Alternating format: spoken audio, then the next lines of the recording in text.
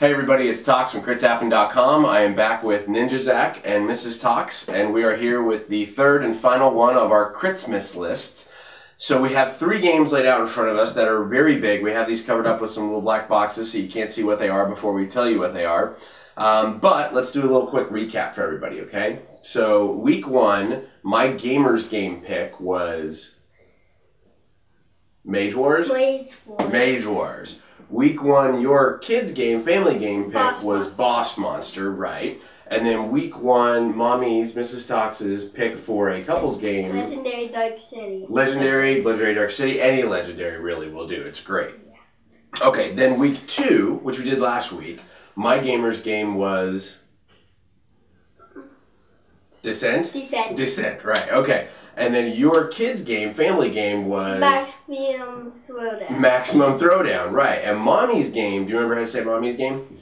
Quantum. No, Archipelago. Quantum is the one we have downstairs we've been playing. Okay, so Mommy did Archipelago as a game. So now we have 3 totally different games. And you want to go first this week, right? Okay, so now this, what we're going to show people, this is not what they can go buy in stores. There's actually a different version of this. It's a smaller version that they can go buy in stores. But why don't you go ahead and tell everybody what is your pick for family game? Takenoko. Takenoko. Takenoko is from Antoine Boza, who is actually the same guy who designed 7 Wonders, as most people know. And as you can see, this is a gigantic version of it. This is actually the collector's edition, which has oversized pieces. But at its heart, what is Takenoko? What are the 2 guys you have up here? The gardener plants the stuff. The bamboo? The bamboo. And the panda eats the bamboo. Right, you like eating the bamboo, don't you? Yeah. And you roll the dice and try to see what you get. Yep, every turn you're going to roll that dice, and there's going to be different things that you could do. Some may give you extra actions, some may let you take more than one action more than once, some may let you move the panda, all these different things that can happen, right? Yeah. But really, at its heart, this has different layers. It does have different layers. The bottom is the bamboo. The top has all the action, dice, panda, and the gardener. And the second... What do you put down? What's the main thing that makes up the boards? The tiles. The tiles. They're little hexagon tiles, right? Mm-hmm. And there's a couple of different ways you can earn points, right? Like you already talked about 2 of them. You talked about using the gardener to grow the bamboo and using the panda to eat the bamboo. What's the 3rd way? Do you remember the 3rd way to get points? The 3rd way? Because you try very hard every game to do this, but you just ultimately end up going back to eating bamboo. It's where you put the tiles together in a certain order, right? Where you have like, what's going to happen in the game is you're going to be given cards, right? Right. You have to make like a puzzle, right? Like you have to put them together in a certain way. So what happens is in the game you're going to get different cards, and some of them are going to respond to eating certain types of bamboo, planting certain types of bamboo, or having your tiles in your garden laid out. The whole concept and the story behind Takenoko is that the Emperor has given you a panda to take care of, but the panda is mischievous and is eating the bamboo in your garden. So it's kind of like a little race where everyone controls these 2 main characters. So I may choose to move the panda one way to eat bamboo on my turn. NinjaZach may move it another way to eat another bamboo on his turn. And then Mrs. Tox may move the gardener back to grow bamboo again. There's a lot of different ways to earn points, but ultimately it's a game about either piecing things together in the right puzzle or using these guys correctly to plant or eat bamboo to get points, right? Mm-hmm. Whoever has the most points wins the game. Yeah. Right. There's also a tough way to get the Emperor card. A tough way to get the Emperor card? Yeah. What's the tough way?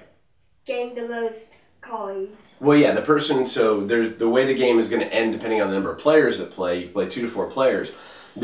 Once you achieve a certain number of cards being completed, that finishes the game, and then that person gains the Emperor card. But remember what we found. Just because you have completed the most missions and have that Emperor card doesn't mean you're going to win, right? Yeah. There's a lot of times you've beaten me, even though I've had the Emperor card and stuff, because you just went after the higher point cards, right? Yeah. Now, why is this fun as a family game? Other than the obvious, it's cute. Why do you like playing it with us as your family?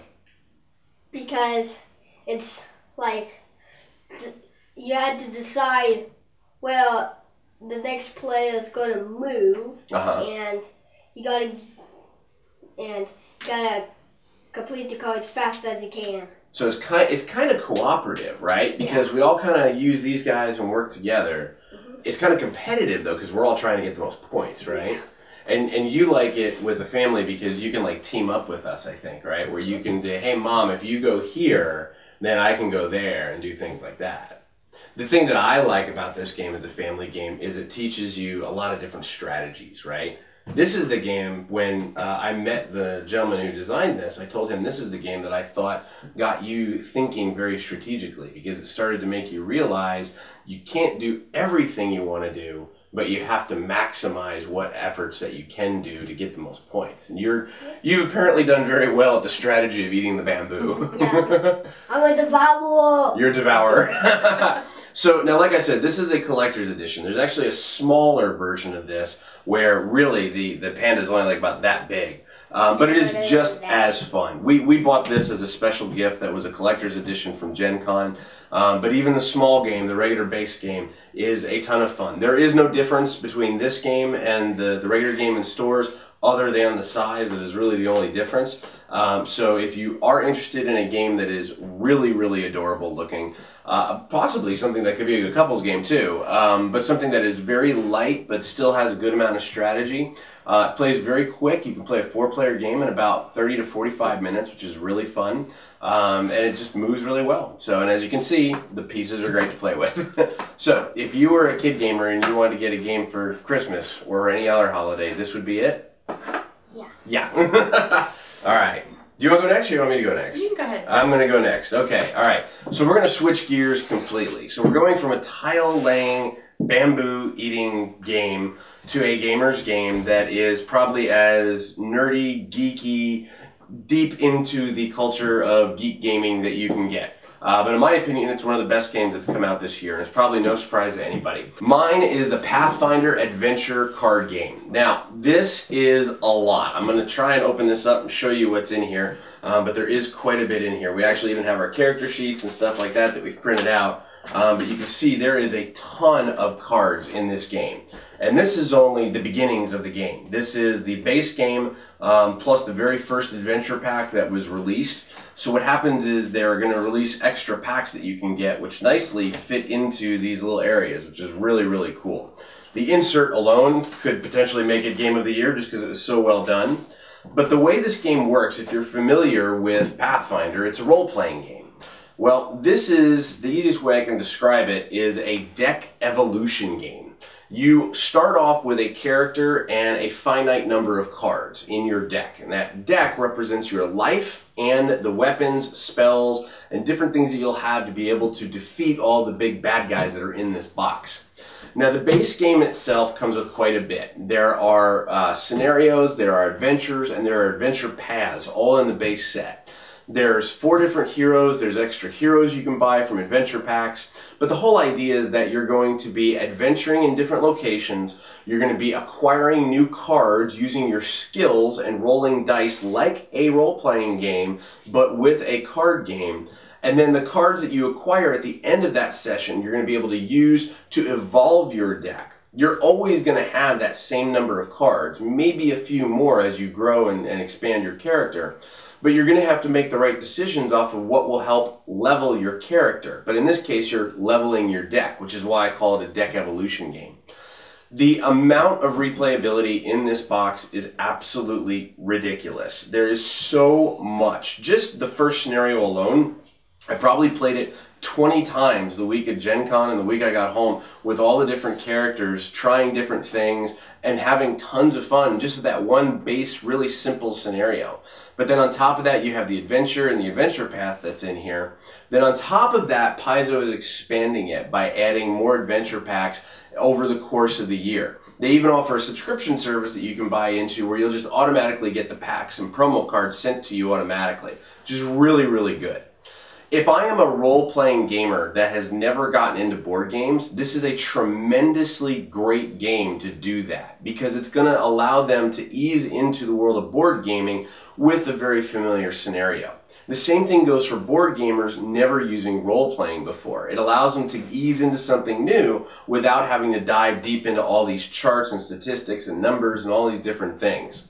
Is it the best game in the world for a hardcore role-playing gamer? Maybe, maybe not. And the same thing from a board gamer looking into the role-playing world. But it is something that's going to cross that bridge, and in my opinion, does it in an extremely unique way. There is no other game on the market like the Pathfinder Adventure card game, and that's one of the things I absolutely love about it.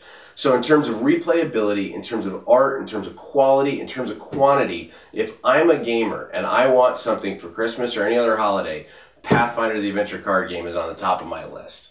All right, last one, but not least. Now this is exciting because this game is not even on sale yet. This game goes on sale on the 20th, which may tip people off as to what it is. But this game was released at Gen Con, I believe, and then subsequently kind of held back, of course, because of production and everything like that. So several people got it at Gen Con, loved it at Gen Con like we did, and now it's about to be released. I believe the 20th is a street date from it. But what is your couples game? I chose Grabwell.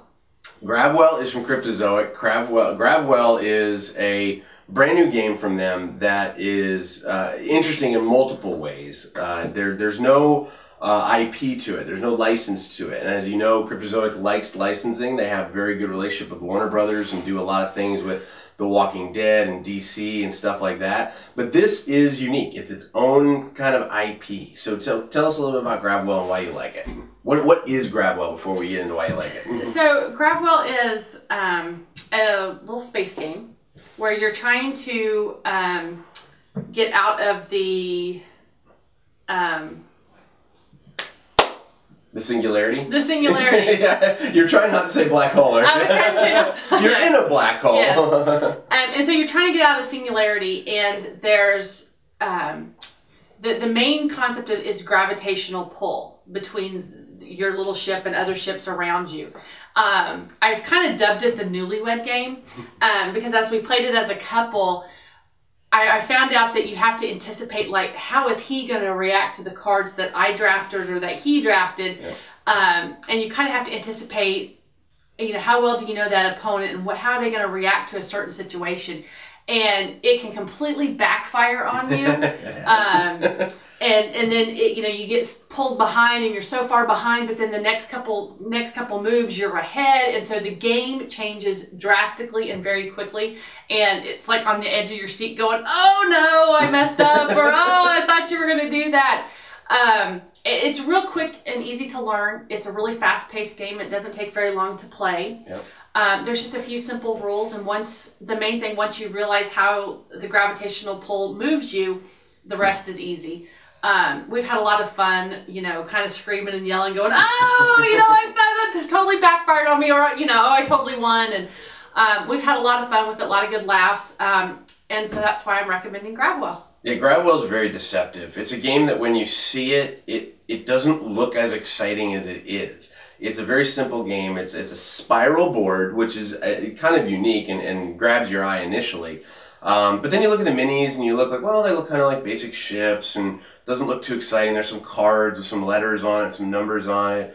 But then you start to realize how the mechanics work. And really, to me, the beauty of Grabwell is how everything has come together to make this game. You have the gravitational pulls of ships. So if we were ships right now, if Mrs. Tox and NinjaZach and I were ships, if I was moving, I would be pulled towards them because the gravity is going to pull me that way. If Mrs. Tox was moving, she would be pulled backwards this way because she's going to be pulled towards us. And if Zach, who is right in the middle of both of us, he would end up moving to whichever side has more ships. So multiplayer games, that's going to make a big impact. But then there's also two kind of blank ships that they call derelicts. We call them reavers. We'll let you figure that out. But they will pull you and push you as well. And it is something that's deceptively simple to learn. I've taught this game to people in literally about 5 minutes flat. And it is so quick and so easy to learn that you're jumping right in, you're playing, and you're starting to realize, oh, wait a minute, he drafted that card, which means he could play that right now, which means I could end up going backwards. I'm going to have to do this. And then like Mr. Tox says, you flip over your cards and all of a sudden it's like, no, you didn't do that, or you did something else, or you did do that. And there's so many things that are fun, exciting moments inside of that game. So I would definitely agree with you. It's a great 2-player game. It's a great 4-player and family game as well. It kind of fits the bill across the board. It does. But in terms of couples games, it is an absolute blast. Cool. So, Pathfinder, Takenoko, and Grabwell finish out our Christmas list for this year.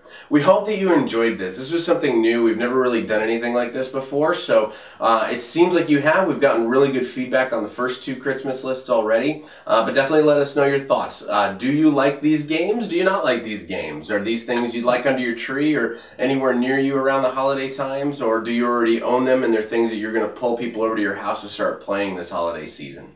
But in the meantime, let us know. Leave your comments below in the YouTube channel. You can, of course, join in the discussion on Facebook, on Twitter, and on Google Plus by searching Crits Happen, or at our homepage at critshappen.com.